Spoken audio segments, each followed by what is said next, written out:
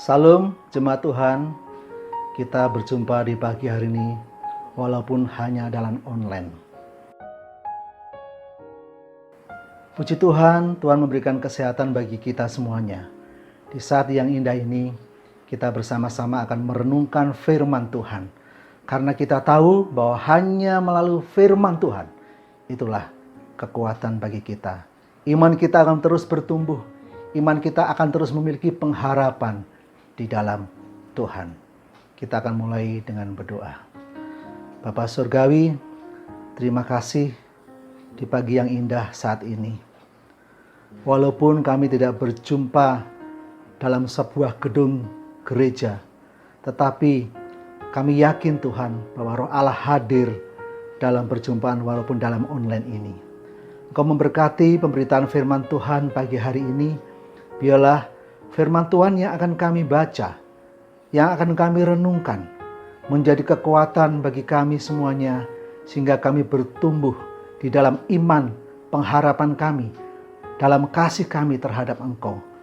Walaupun badai sedang menerpa, tetapi kami yakin bahwa Engkau Allah yang hidup, Allah yang memampukan kami, Allah yang memberikan kekuatan, dan Allah yang memberikan pengharapan bagi kami.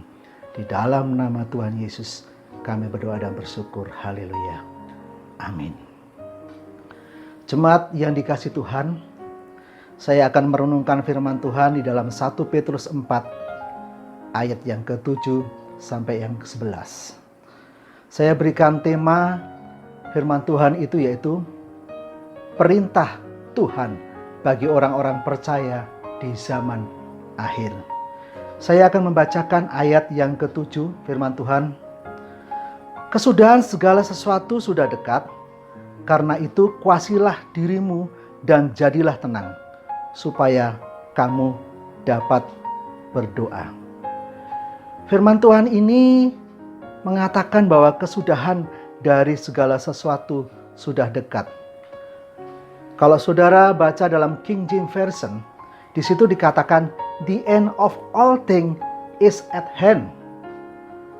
Atau bahasa Yunani bisa saudara baca panton deto telos enggiken.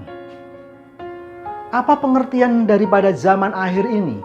Saudara kasih dalam Tuhan, orang percaya menyadari bahwa zaman akhir pasti dihubungkan dengan kedatangan Yesus kembali. Tuhan kita. Tuhan Yesus akan datang kembali sebagai Tuhan, sebagai Raja bagi kita semuanya. Dan kedatangan Tuhan Yesus itu sudah dituliskan dalam Alkitab. Kedatangan Tuhan Yesus kembali adalah sebuah keadaan di mana Yesus akan datang memerintah kita semuanya. Di dalam Alkitab jelas dikatakan bahwa kedatangan Yesus bagi orang yang tidak percaya menjadi keadaan yang sangat menakutkan. Dalam Matius 24 ayat 3 sampai 14 diceritakan bahwa saat Yesus datang kembali akan muncul nabi-nabi palsu. Orang yang akan mengajar banyak ajaran-ajaran sesat. Akan terjadi perang, akan terjadi kelaparan, akan terjadi gempa, akan terjadi murtad, akan banyak terjadi penyakit sampar. Tetapi itu semuanya tidak mungkin kalau Injil Kerajaan Allah tidak diberitakan bagi semua bangsa. Oleh karena itu memang keadaan inilah yang akan kita simak pagi hari ini. Di mana kesudahan segala sesuatu sudah dekat dan akan muncul berbagai macam keadaan yang menakutkan. Tahun 1849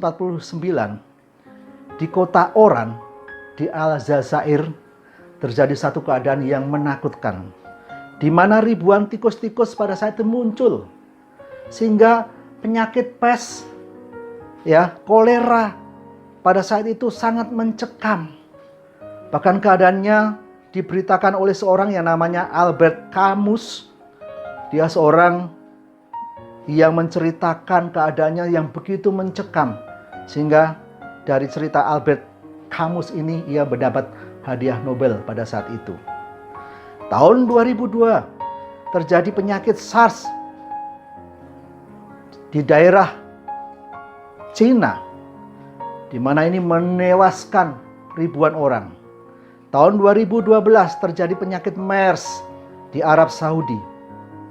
Dan di tahun 2019 atau awal 2020 saat ini, kita sedang menghadapi virus yang namanya COVID-19. Keadaan sangat mencekam, keadaan sangat menegangkan. Itu bagi orang di luar Tuhan. Tetapi bagi anak-anak Tuhan kita harus sikapi. Pesan Tuhan jelas sekali dalam 1 Petrus 4 ayat 7. Kesudahan segala sesuatu sudah dekat. Karena itu kuasailah dirimu dan jadilah tenang supaya kamu dapat berdoa. Pesan Tuhan yang pertama, kuasailah dirimu dan jadilah tenang. Ada satu kata yang menarik, yaitu kata sapronesate dan kata nepsate dalam bahasa Yunani. Kata ini adalah jenis katanya verbs aorist imperatif. Sebuah kata perintah Tuhan. Saudara harus simak kembali bahwa ini adalah sebuah perintah Tuhan. Ya, perintah Tuhan, kuasailah dirimu. Bentuknya adalah verbs aorist imperatif, kata perintah yang dari dulu sampai sekarang dan terus menerus harus kita renungkan.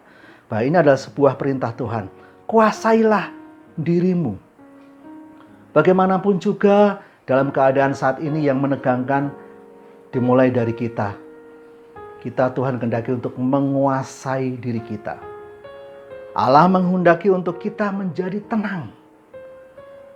Firman Tuhan banyak yang kita renungkan bahwa Tuhan Yesus dalam menghadapi berbagai macam keadaan pun menghendaki untuk kita tenang, tenang, dan tenang. Dengan menguasai diri dan jadilah tenang, ada satu dampak sehingga kita mampu berdoa. Orang yang berdoa membutuhkan ketenangan. Karena doa ini adalah berbicara tentang hubungan secara pribadi antara kita dengan Tuhan. Berdoa juga berbicara tentang nafas kita dengan Tuhan. Tetapi doa juga merupakan kesinambungan bahwa orang-orang percaya masuk dalam wilayah pemerintahan kerajaan Allah. Pesan Tuhan Yesus jelas sekali. Kuasailah dirimu dan jadilah tenang. Perlu kita tahu bahwa kita perlu menguasai diri kita. Karena perintah ini merupakan bagian daripada buah roh. Buah yang terakhir adalah buah tentang penguasaan diri. Di mana anak-anak Tuhan dikehendaki untuk menguasai diri kita. Saat kita mampu menguasai diri kita, keadaan menjadi tenang. Membuat diri kita tenang, membuat orang di sekitar kita juga tenang. Dan ini adalah yang dikehendaki Tuhan. Allah menghendaki yang pertama, menguasai diri, menjadi tenang, sehingga kita mampu berdoa. Ayat yang ke-8. Tetapi yang terutama, kasihilah sungguh-sungguh seorang akan yang lain, sebab kasih menutupi banyak sekali dosa. Perintah Tuhan yang kedua adalah mengasihi orang lain. Justru dalam keadaan yang menegangkan saat ini, Allah menghendaki untuk kita untuk mengasihi orang lain. Artinya, Allah menghendaki untuk kita memikirkan orang lain. Allah menghendaki kita untuk berbuat kasih terhadap orang lain. Puji Tuhan, kalau sebagian dari antara kita saat ini, Tuhan masih cukupi dengan berbagai macam kecukupan. Tetapi alangkah indahnya kalau kita dalam keadaan yang saat ini mencekam ini, kita mampu berbagi kasih. Berbagi kasih bukan hanya lewat perkataan. Berbagi kasih ada bentuk lain lewat doa kita. Tetapi juga berbagi kasih juga lewat perbuatan-perbuatan yang bisa kita lakukan. Kita akan melihat seluruh jemaat kita, apakah mereka dalam keadaan baik atau tidak. Dan kita akan berbuat. Dan puji Tuhan, kalau tim dari sosial kita telah mulai bergerak. Mereka mulai berbagi kasih, memberikan sembako, memberikan kebutuhan-kebutuhan yang diperlukan oleh jemaat. Saudara kekasih dalam Tuhan, perintah Tuhan yang kedua inilah mengasihi orang lain. biarlah kita akan mengasihi orang lain seperti kita mengasihi Tuhan kita. Karena perintah Tuhan, kasihlah Tuhan Allahmu dengan segenap hati, segenap jiwa, dengan segenap roh, dan dengan segenap akal budimu. Tetapi juga kasihilah sesamamu manusia seperti dirimu sendiri. Dalam keadaan zaman akhir yang sedang bergolak ini, Allah menghendaki untuk kita berbagi kasih kepada orang lain.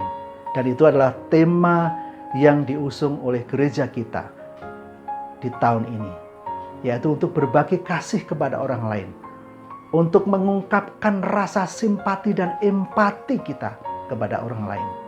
Dan saya yakin di balik itu semuanya Tuhan memberkati kita semuanya.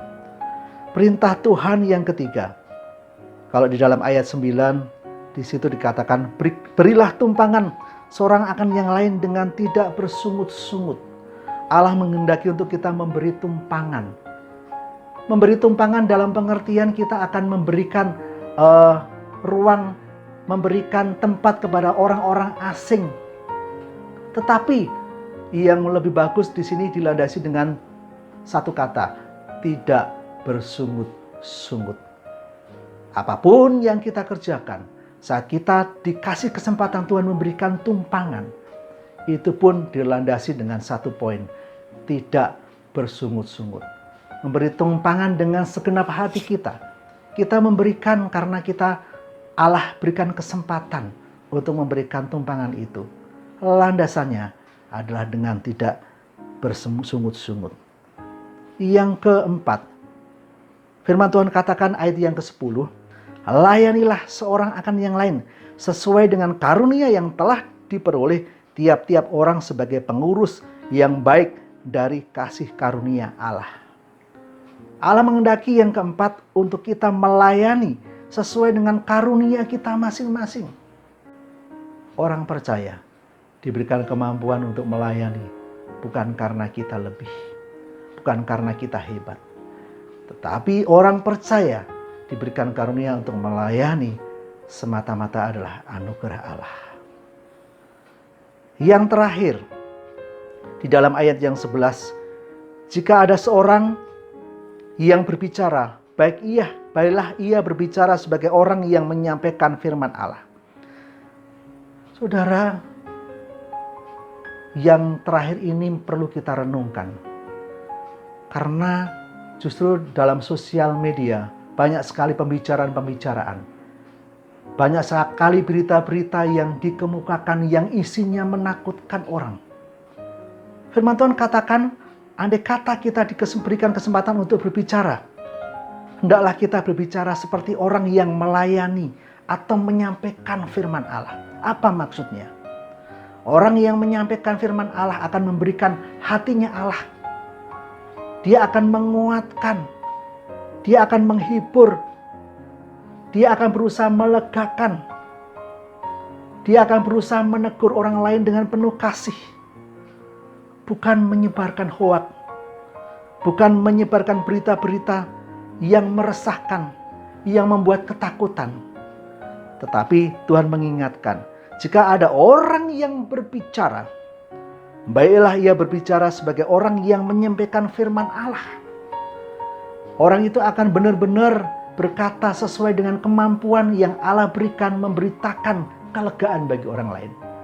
Biarlah kita isi sosial media kita dengan berita-berita yang melegakan, berita-berita yang menguatkan, berita-berita yang menghibur, berita yang menegur, tidak meresahkan satu dengan yang lain.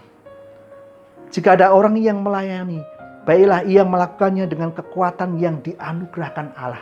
Kembali Allah ingatkan, orang yang melayani pun harus disesuaikan dengan anugerah yang Allah berikan. Apa dampaknya kalau kita melakukan semuanya itu? Ayat yang 11 dikatakan, Allah dimuliakan dalam segala sesuatu. Kita ingin Allah diagungkan dan kita ingin Allah dimuliakan. Firman Tuhan yang lain mengatakan, jika Allah diagungkan, jika Allah dimuliakan, maka Allah akan menarik semua orang datang kepadanya. Dampak yang berikutnya yang kita baca dalam ayat 11, Yesus yang empunya kuasa sampai selama-lamanya itu yang diagungkan. Kita tidak lagi mengagungkan kedahsyatan virus, tetapi kita akan mengagungkan Yesus yang empunya kuasa. Yesus yang mempunyai kerajaan Allah. Yesus yang mengatur segala sesuatu bagi orang percaya menjadi baik. Di balik segala sesuatu yang saat ini terjadi, kita yakin bahwa Allah bekerja di dalamnya. Kita yakin tidak selamanya kita mengalami musim hujan. Setelah itu kita akan melihat pelangi yang indah. Di balik hujan yang gelap, di balik mendung yang gelap itu, kita yakin Allah sedang bekerja.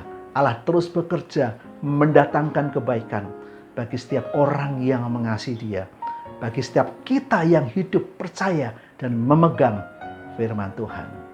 Sekali lagi jemaat yang dikasihi Tuhan, hiduplah menurut firman Tuhan.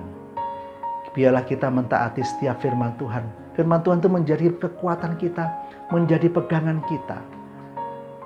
Kita tidak akan berusaha mencobai Tuhan juga. Kita akan mentaati anjuran pemerintah untuk tinggal di rumah.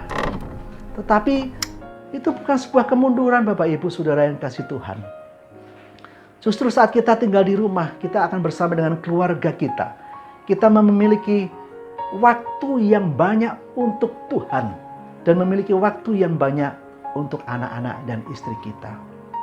Sekaligus kita dikehendaki Tuhan untuk menjadi pendoa yang syafaat yang terbaik bagi bangsa dan negara ini. Demikianlah firman Tuhan. Tuhan memberkati. Jangan lupa cuci tangan sebelum makan. Gunakan hand sanitizer. Kalau pergi ke warung atau kemana, gunakan masker. Dan jangan lupa tetap berdoa. Kita berdoa supaya Allah tetap menyertai kita, memberikan kekuatan, kemampuan untuk melewati masa-masa sulit saat ini. Tuhan Yesus memberkati. Kita akan berdoa. Terima kasih waktu yang terindah pagi hari ini. Biarlah Tuhan, kami boleh merenungkan firman-Mu, karena firman-Mu kekuatan bagi kami. Kami tidak takut, tidak gentar, karena Yesuslah yang akan diagungkan, dimuliakan di balik semua peristiwa yang terjadi saat ini. Berkati seluruh jemaat Mampang. Biarlah mereka boleh hidup di dalam kasih anugerah Allah. Kami juga berdoa untuk orang-orang, anak-anak Tuhan yang mengalami sakit penyakit. Biarlah Engkau akan menjamah dan menyembuhkan. Bilur-bilur-Mu Yesus akan menyembuhkan mereka. Tuhan, kami juga berdoa, biarlah Engkau akan berikan kesempatan, waktu yang terbaik bagi kami untuk berkumpul kembali, bersekutu, berkoinonia satu dengan yang lain, saling menguatkan, saling menegur, saling menghibur. Yang terutama saat ini kami berdoa untuk pemerintah kami, berikan hikmat, kemampuan untuk mereka menjadi pemimpin-pemimpin yang terbaik, mengambil keputusan yang terbaik bagi bangsa dan negara kami. Terpujilah Engkau, Tuhan Yesus Kristus, Juru Selamat kami yang hidup. Di dalam nama Tuhan Yesus, saudara yang meyakini firman Tuhan ini, kita katakan, amin. Tuhan memberkati.